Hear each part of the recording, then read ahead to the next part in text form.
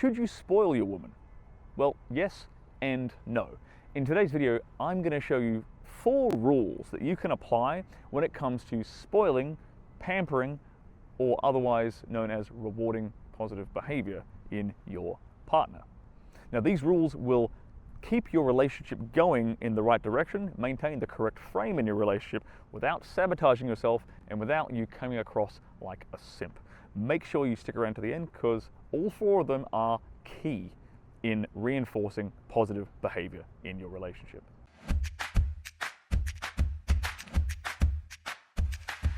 My name is Stirling Cooper, award-winning X-rated film star, former high-class male companion. Welcome to my YouTube channel.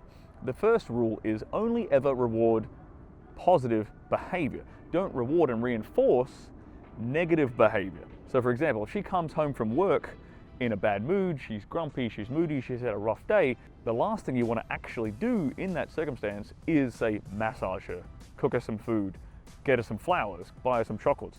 Because what you're doing there is subconsciously rewarding that mood.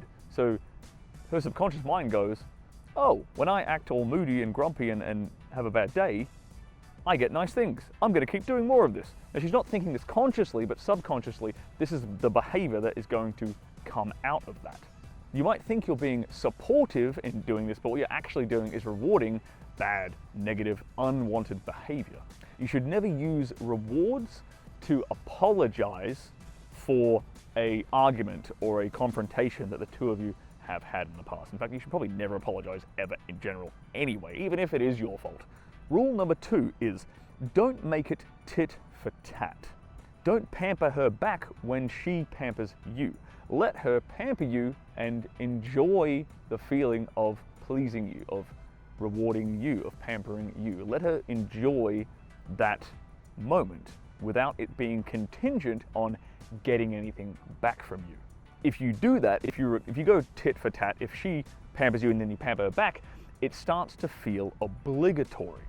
So she's going to think that every time you do something nice for her, she's going to feel obligated to then do something nice for you in return. And as Rollo Tomasi would say, you can't negotiate desire.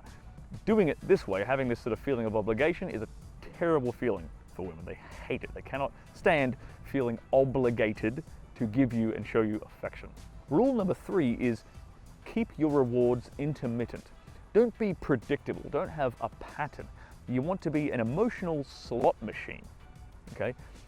Sometimes you're rewarding good behavior, sometimes you're not. This is what actually makes slot machines addictive, is this idea of intermittent reward, right? You pull the lever, sometimes you get a reward, sometimes you don't.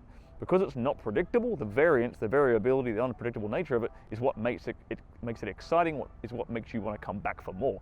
So when you are an emotional slot machine in your relationship, she is going to become more addicted to you. She's going to actually enjoy being around you more because you're not boring and predictable and lame. Another great tip I got from my friend Rollo Tomasi is every time she says, I love you, say it back every 3rd time. Keep it intermittent. Keep her guessing.